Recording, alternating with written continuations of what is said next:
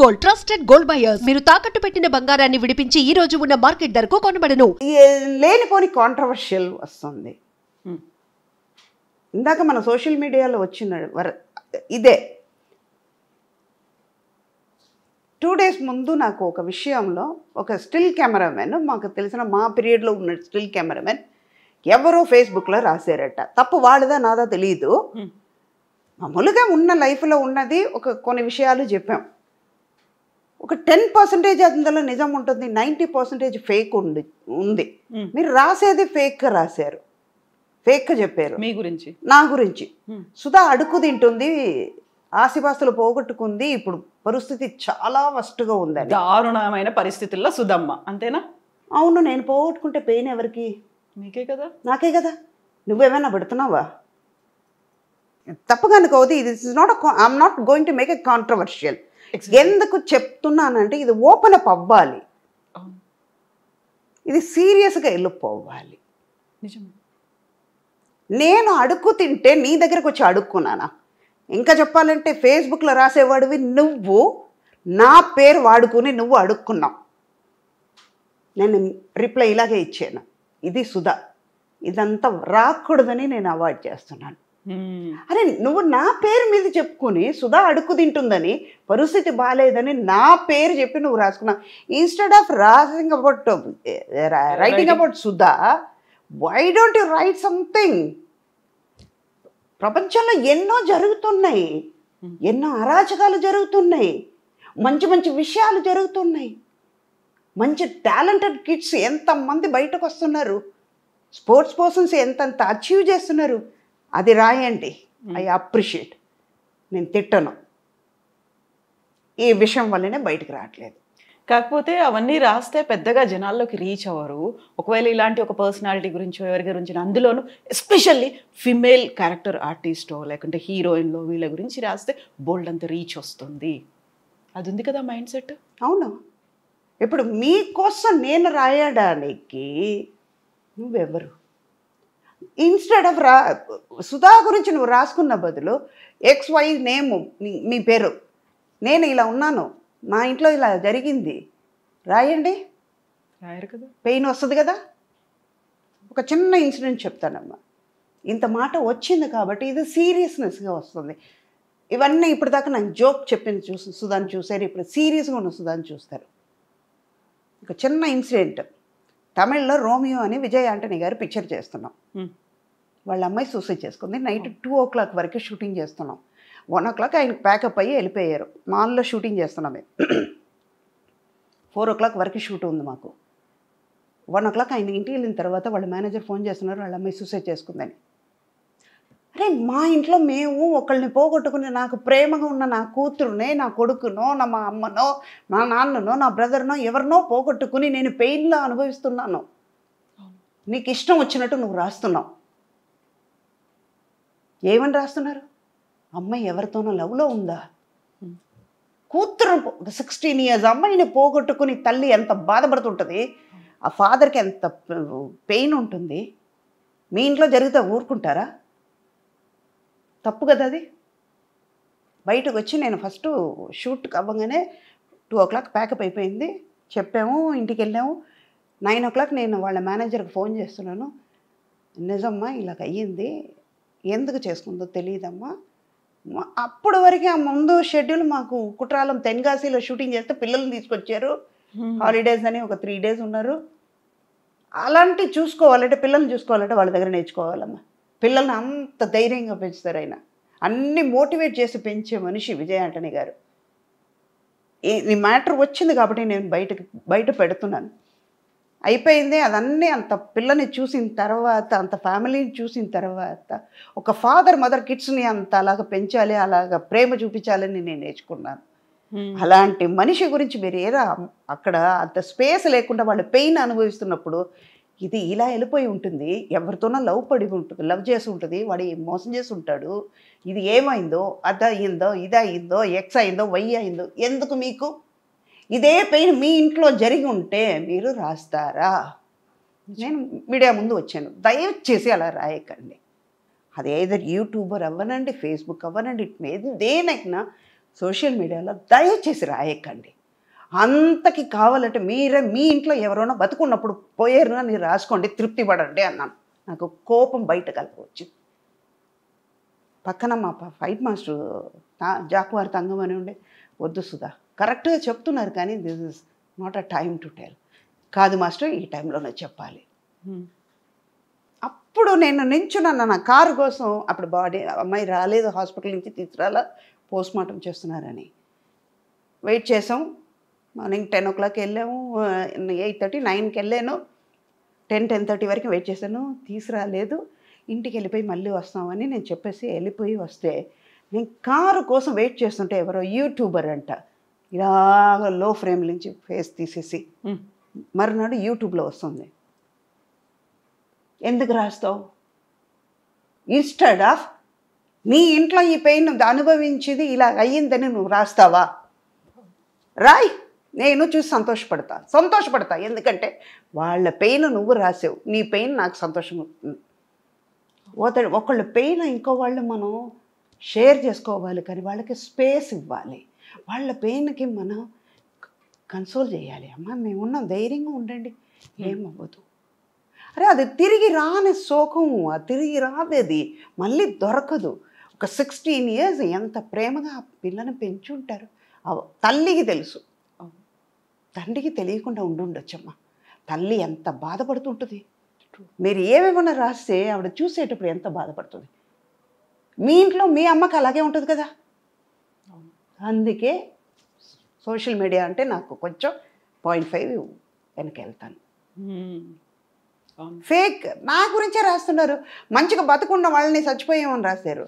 కానీ మీరు అనుకుంటున్నారు, మీరంటే మిమ్మల్ని కాదు, I'm talking about the person who's writing. వాళ్ళు అనుకుంటున్నారు మేము రాసాము చూస్తారని. కాదు, మాకున్న దృష్టిని మీరు తీసేస్తున్నారు.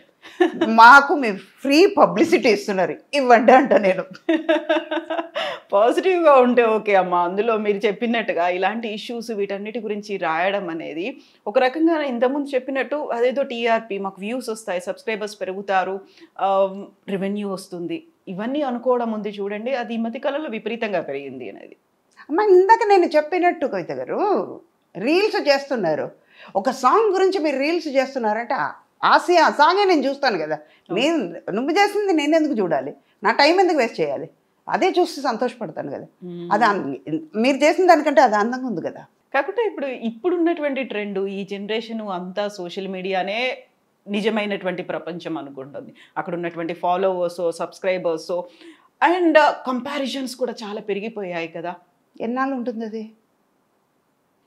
టెలిఫోన్ ఉంది, టెలిఫోన్ లేదు, టెలిఫోన్ వచ్చింది, పేజర్ వచ్చింది, పేజర్ పోయింది, చిన్న ఫోన్ వచ్చింది, నంబర్ ఫోన్స్ వచ్చింది, నంబర్ పోయింది, స్మార్ట్ ఫోన్ వచ్చింది. ఆ టెలిఫోన్ అనేది ఎక్కడో వెళ్ళిపోయింది కదా. అది అలాగే ఇది కూడా వెళ్ళిపోతుంది, ఉండదు. కాకపోతే అప్పటిదాకా ఇలాంటి కష్ట నష్టాలు ఇవన్నిటిని ఫేస్ చేస్తూ ఫెడప్ అయ్యానంటే, వెక్స్ అయి కూర్చున్నానంటే చెయ్యలేను అని నెగటివ్గా ఆలోచించానంటే చేయలేను. వచ్చింది, ఫేస్ చేద్దాం. అవి బేసికలీ ఏంటంటే, ఒక ప్రాబ్లం వచ్చిందంటే ఆ ప్రాబ్లం నుంచి ఎలాగా అని సొల్యూషన్ ఆలోచిస్తాను, ఎందుకు వచ్చిందే అన్నది ఆలోచించను. బేసికలీ నా క్యారెక్టర్ అంతే. ఒక క్యారెక్టర్ ఇచ్చారంటే ఈ క్యారెక్టర్ ఎలాగ ఉంటుంది అని గ్రాఫ్ చేసుకుంటాను నేను. ఆ తర్వాత క్యారెక్టర్ చేస్తాను. అలాన్నప్పుడు లైఫ్లో కూడా అంతే. వచ్చింది, జరిగింది, పెయిన్ అనుభవించిపోయేది నేను, అనుభవించి చూద్దాం. అది కూడా లెసన్. అంటే ఒక లెసన్ దొరికింది నాకు, ఒక ఎక్స్పీరియన్స్ దొరికింది, దాటి బయటకు వస్తాం. గుంట ఉంది, దాటి అవతలకి వెళ్ళాలి. ఒక్క అడుగు ముందుకు వేస్తే నేను వెళ్ళిపోతాను అవతలకి, దాటేస్తాను. అయ్యో గుంట ఉందని నేను ఎందుకు కింద చూస్తా, దాటగలుగుతానని వెళ్ళిపోయాను. అక్కడ మంచిది ఉంది, గుంట నా వెనకాల ఉంది, వెళ్ళిపోయింది. అలా ఆలోచించి నేనే నాలో క్వశ్చన్ నేనే, ఆన్సర్ నేనే, సమాధానం నేనే చేసుకుని కంట్రోల్ చేసుకుని బయటపడ్డా. అండ్ వన్ మోర్ థింగ్, ఇప్పుడు మా కాలం, మా మదర్ కాలం, వాళ్ళ కాలంలో చెప్తే ఒక సపోర్ట్ ఇచ్చేవాళ్ళు. ఇప్పుడు యాజ్ పర్ మై నాలెడ్జ్ నా ఎక్స్పీరియన్స్ వరకు సుధా గారికి అయిపోయిందిరా, అయిపోయింది ఆవిడ. ఇంకా ఇప్పుడు ఫేస్బుక్లో రాసిన వాళ్ళలాగానే కదా, వాడు నేను ధైర్యంగా బయటకు వచ్చి చెప్పానంటే వాళ్ళు ఇంకా రాయలేరు కదా. ఓ ఈవిడ బాగానే ఉంది, మన అనవసరంగా రాశారు వీళ్ళు, 10 మంది చదువు ఉంటారు, అట్లీస్ట్ 5గురు చదువుతారు కదా, బాగానే ఉంది ఆవిడ, వీడికేం పోయేగాలం ఇలా రాశాడు కాకుండా ప్రతిసారి నేను బాగున్నాను అని చెప్పుకోవడం అనేది కూడా ఒక రకంగా అవసరమా అనిపిస్తుంది కదా. నేను బాగానే ఉన్నప్పుడు నాకు తెలుసు, నేను ఎందుకు మీకు చెప్పాలి బాగున్నానని. అవును కదా. You're not going to pay money for me, you're not going to save me. నా లైఫ్ అంతా నేనే తినాలి, నేనే కష్టపడాలి, నేనే చేసుకోవాలన్నప్పుడు మీరెందుకు? So true. I'm not going to feed you, you are not going to feed me. But ఒకటి లింక్ ఉంటుంది, లేనిపోయింది ఎందుకు మనం కష్టపడాలి? ఇన్నేళ్ల ఎక్స్పీరియన్స్, ఇన్ని మదర్ క్యారెక్టర్స్ చేశారు, ఎప్పుడైనా కాంపిటీషన్ ఫీల్ అయ్యారా? ఇప్పుడు వస్తున్న జనరేషన్ అంటే మీరు చాలా యంగ్ ఏజ్లోనే అమ్మ అయిపోయారు, అమ్మని చేసేసారు, అందరూ బోల్డ్ మంది కనిపించారు. సుకన్య కావచ్చు, శరణ్య కావచ్చు, ప్రగతి, పవిత్ర, లోకేష్, ఇలాంటి వాళ్ళందరూ, సురేఖవాణి, వీళ్ళందరూ మదర్ క్యారెక్టర్స్ చేసిన వాళ్ళే. అందరూ అలా కొన్ని రోజులు కనిపించారు, మళ్ళీ కొన్ని రోజులు కనిపించలేదు, ఎదురు చూస్తూ ఉన్నారు. సో అలాంటప్పుడు మీకు ఏమనిపిస్తుంది? ఇంతమంది కనిపిస్తున్నారు, అందరూ మదర్ క్యారెక్టర్స్, అందరూ మళ్ళీ చాలా చాలా గ్లామరస్గా ఉంటారు. మీ కళ్ళకి వాళ్ళు గ్లామర్గా కనిపిస్తున్నారు అంతే, హా, నాకు గ్లామర్గా లేదు. ఒక సురేఖవాణి, ఒక హేమ, ఒక ప్రగతి, వాళ్ళు అంతే. సుధాకున్న రికార్డు లేదు కదమ్మా. సుధా 43 years ఇంకా స్టెబిలిటీ కరెక్ట్గా ఉన్నాను. సుధా రికార్డులో ఎన్ని పిక్చర్లు చేశాను, ఎన్ని హిట్ పిక్చర్లు చేశాను, ఎంత పెద్ద పెద్ద హీరోస్తో చేశాను, ఎంత పెద్ద డైరెక్టర్స్తో వర్క్ చేశాను. ఇప్పుడు ఉన్న వాళ్ళు ఒక మించిపోతే ఒక 10 పిక్చర్లు చెప్పుకుంటున్నారు, నేను 1000 పిక్చర్లు చేయగలిగాను. చాలా ఎత్తుకుని చెప్తా, 4-5 లాంగ్వేజ్ చేశాను. ఇప్పుడు ఎంతమంది చేస్తున్నారు? వాళ్ళు కూడా బతకాలి కదా, నేను స్పేస్ ఇస్తే కదా వాళ్ళు వచ్చేది, అందుకే. సరే, అది కూడా పాజిటివ్గా ఓకేలే, స్పేస్ ఇచ్చాం, వాళ్ళు చేస్తున్నారు, వాళ్ళు ఉన్నారు కదా లోకల్లో, బతకాలి కదా. నేనే 10 రూపాయలకు తినాలి, నేనే కడుపు నిండా తినాలి, నేనే బిర్యానీ తినాలంటే ఎలా? వాళ్ళకు కూడా ఉండాలి కదా. అందుకే మీరు పులిహోర తింటే వాళ్ళకి. నాకు ఇష్టమైన పులిహోర నేను తింటా, మీకు ఇష్టమైన బిర్యానీ మీరు తినంటే. ఇంతమంది హీరోలకి అమ్మగా చేశారు, మహేష్ బాబు చేశారు, ఎన్టీఆర్ చేశారు, రామ్ చరణ్, అల్లు అర్జున్, వాట్ నాట్, ఇప్పుడు ఉన్నటువంటి యంగ్ హీరోలు ఈ జనరేషన్ అందరికీ చేశారు. ఎప్పుడైనా అరే అనిపించిందా? నాకు అది మళ్ళీ మళ్ళీ అరిగిపోయిన రికార్డులాగా, I love myself, I love my profession. ఒక చిన్న విషయం చేసినా కూడా మంచి దాని మీద అంత లవ్తో చేస్తాను, అంత ప్రేమించి చేస్తాను అన్నమాట, ఇష్టంగా చేస్తాను. అందువల్ల అది నెగటివ్గా రానివ్వను కదా, అది ఎంత అందంగా ఉంది కదా అనుకుంటాను. అయ్యో నువ్వు చదువుకుంటావు సుధా, అద్దంలో నేనే చూసి నేను అప్రిషియేట్ చేసుకుంటాను. ఇందాక మీరు గమనించుంటే తెలుస్తుంది, వెరీ బిగినింగ్ మీరు అందంగా ఉంటారు అనగానే తీసుకున్నారు, అర్థమైందా? అలాంటి మనిషి నేను. అందుకే ఏది నాకు పెద్దగా అనిపించదు, టేక్ ఇట్ ఈజీ పాలసీ, కూల్గా ఉంటాను, టెన్షన్ తీసుకోను, చల్తా అలాగే. అప్పుడు అన్ని సూపర్ హిట్ మూవీస్లో మీరు యాక్ట్ చేశారు, సూపర్ కలెక్షన్స్ ఇవన్నీ వచ్చాయి. బట్ ఇప్పుడు ఏంటంటే block buster, pan India, pan world, Oscar రేంజ్కి వెళ్ళినటువంటి ఇవన్నీ సినిమాలు చూసినప్పుడు అలాంటి సినిమాలో నాకు క్యారెక్టర్ ఉంటే బాగుండేదే, ఈ సినిమాలో నేను అమ్మనయ్య ఉంటే బాగుండేదే, మిస్ చేసుకున్నానా, అరే ఉంటే క్రియేట్ చేసి ఉంటే బాగుండేది, అలా ఏమన్నా అనిపించింది? ఇప్పుడు అనిపించట్లేదు, లేదా 100% అనిపించట్లేదు.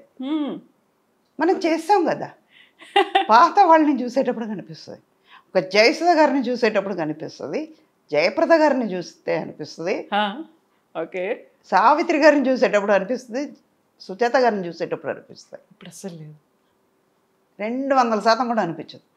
100% కాదు, 200% చెప్తాను. ఐమ్ నాట్, నాకు ఇంతకంటే మంచి క్యారెక్టర్స్ నేను చేశాను. ఆమె చెప్పుకోవచ్చు, మన్మధుడు చెప్పుకోవచ్చు, నువ్వు లేక నేను అలాంటి క్యారెక్టర్ నేను చేసిన తర్వాత గ్యాంగ్ లీడర్ చేశాను.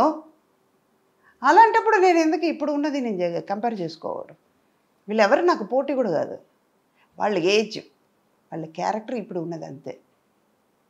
సుధా ఫుల్ ఫ్లెడ్జ్గా క్యారెక్టర్స్ చేశాను. నా కోసం అని కొన్ని క్యారెక్టర్స్ ఇచ్చే డైరెక్టర్స్తో వర్క్ చేశాను. అలాన్నప్పుడు నేను వీళ్ళందరినీ ఎవరిని పోటీ కాదు, రాలేరు. పోటీ సుధా అంటే సుధాకు మాత్రమే పోటీ. No can replace sir. అంతే, ఆల్టర్నేటివ్ రీప్లేస్మెంట్లు అసలు ఏమీ లేవు. ఇంకా సుధా లేరా, ఓకేలే అని వెయిట్ చేస్తూ ఉంటారు. చేయాలి కానీ సీనియర్ ఎన్టీఆర్ గారితో చేశారు, జూనియర్ ఎన్టీఆర్ గారితో కూడా చేశారు. ఆ మెమరీస్ అనేవి ఎలా ఉంటాయి అసలు? ఆ ఫ్యామిలీలో అందరితోనూ వర్క్ చేశాను.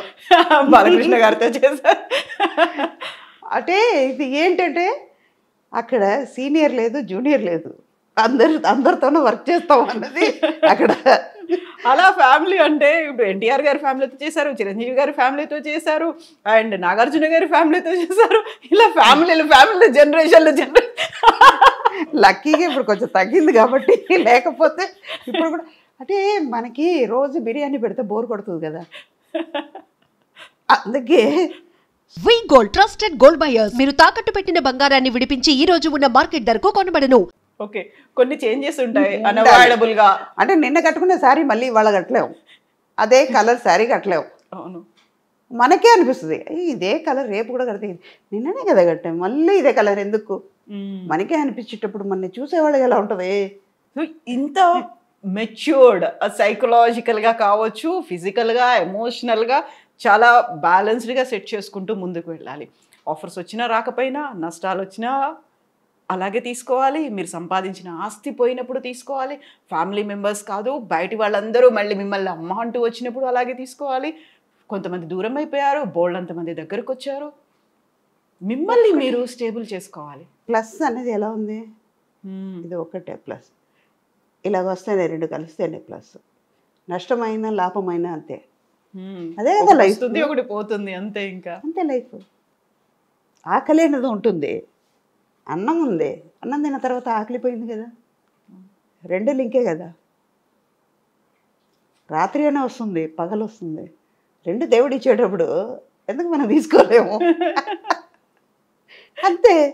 సంపాదించేటప్పుడు హ్యాపీగా ఉంది, పోయేటప్పుడు మాత్రం ఎందుకు బాధపడాలి? సంతోషంగా తీసుకున్నాను కదా, కోట్లు తీసుకున్నప్పుడు సంతోషంగా ఉంది, అదే ₹1 పోతే ఎందుకు బాధపడాలి? పోతే పోనీ. అవును, వచ్చేటప్పుడు ఉన్న సంతోషం, పోయేటప్పుడు అప్ప కాపాడలేక చచ్చిపోయాను కదా, పోయింది కదా. అవునా? నేను సుధమ్మ ఇంటర్వ్యూలో చూడాలి అనుకున్నప్పుడు చూస్తే మామూలుగా అందరూ గోల్డెన్ స్పూన్తో పుడతారేమో, నేను డైమండ్ స్పూన్తో పుట్టాను, ఇలా 100 కోట్లు పోగొట్టుకున్నాను, బిజినెస్ చేసినప్పుడు ఇన్ని పోయాయి అన్ని పోయాయి. బాగుంది డైమండ్ స్పూనే, ఒప్పరిగా చెప్పడంలో నేను సిగ్గుపడట్లేదు. Born with diamond spoon, golden spoon కూడా కాదు, డైమండ్ స్పూన్.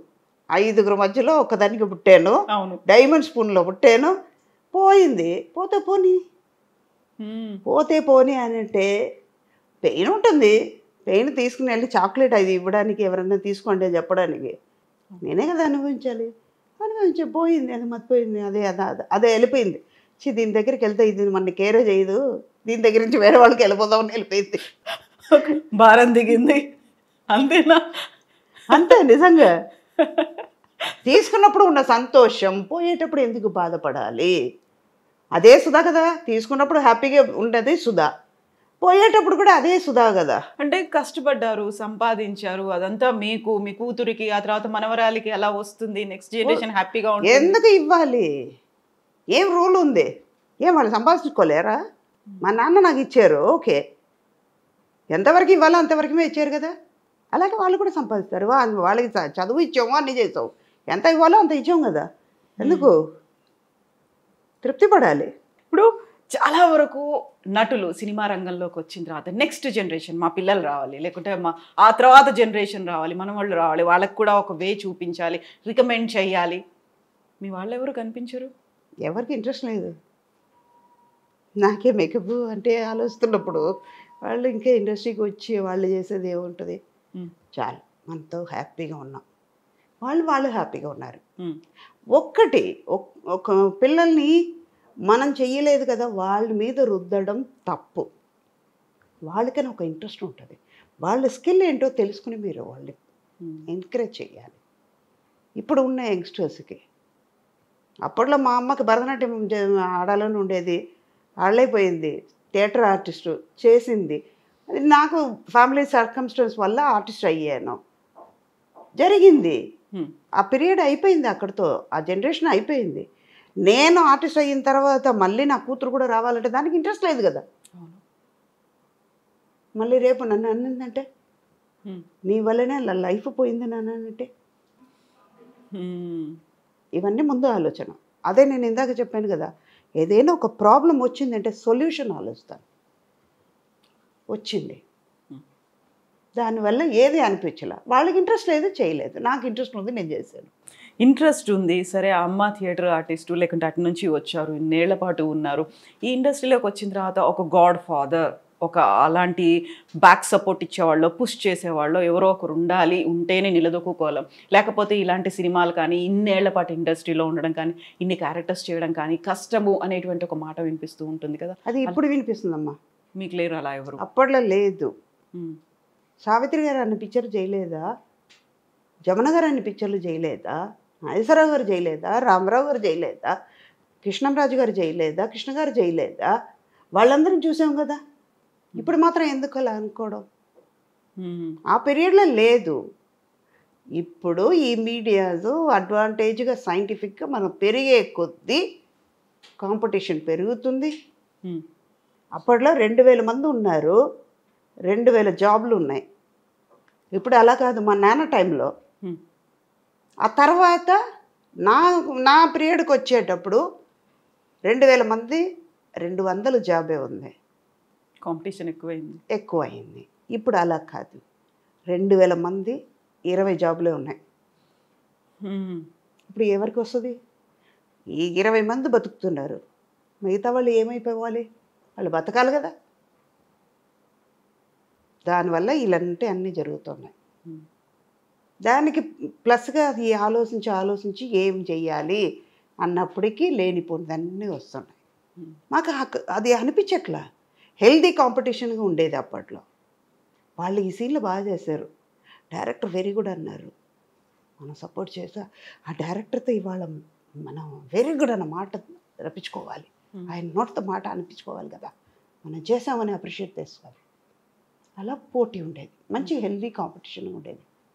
ఇప్పుడు సుధా, కవిత మంచి శారీ కట్టుకున్నారు కదా, నేను కూడా మంచిగా కట్టుకోవాలి, ఆవిడకంటే 10 రూపాయలు అప్పు తెచ్చుకునేనా నేను కట్టుకోవాలి అన్న కాలంకి వచ్చింది.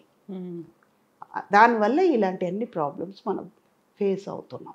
ఎంత కాంపిటీషన్ ఉన్నప్పటికీ అక్కడ టాలెంట్ అనేది కనిపించాలి. టాలెంట్ ఉంటే ఆఫర్స్ వస్తాయని, టాలెంట్తో పాటుగా అదృష్టం ఉండాలి అనే వాళ్ళు ఎంతమంది బయట వెయిట్ చేస్తున్నారు, ఎంతమంది ఉన్నారు. లేదు వాళ్ళకి, ఎందుకు లేదు? ఒకళ్ళు పుష్ చేయడం వల్ల వచ్చేది అనేది కాదు. మేబీ ఉండొచ్చు. మాకు ఒక బాలచంద్ర గారు, ఒక ఈవీవి గారు, ఒక రాఘవేంద్ర గారు ఇలాంటి వాళ్ళు దొరకడం వల్ల కూడా ఉండొచ్చు మాకు వచ్చే క్యారెక్టర్ని బట్టి. ఇప్పుడు అలా కాదు కదా, దానివల్ల కూడా మైనస్ అయ్యి ఉండొచ్చు. ఎంత టాలెంట్ ఉన్నా అదృష్టం ఉండాలి, అదృష్టానికి తోడు మీరు చెప్పినట్టుగా పుష్ ఉండాలి, ఒక బ్యాక్ సపోర్ట్ ఉండాలి. మనం క్యారెక్టర్ ఉంటే మనం ఎలివేట్ చేసే శక్తి ఉండాలి. మనం ఎవరో ప్రూవ్ చేసుకోవాల్సిన సమయం రావాలి. మనం ఏంటంటే మనం ఎంతవరకు వెళ్ళగలుగుతాం అన్నది మనలో ఉండాలి. మా మదర్ అనేవాళ్ళు, నేను చేయలేను అంటే కుడిగాలు పెట్టావు, ఎడంకాలు బాగానే ఉంది కదా, పెట్టు, 2 అడుగులు వేస్తే నువ్వు వెళ్ళాల్సిన డెస్టినేషన్కి వెళ్ళిపోతావు. అలా మోటివేట్ చేసేవాళ్ళు ఎంతమంది ఉన్నారు ఇప్పుడు? తక్కువ అయ్యారు.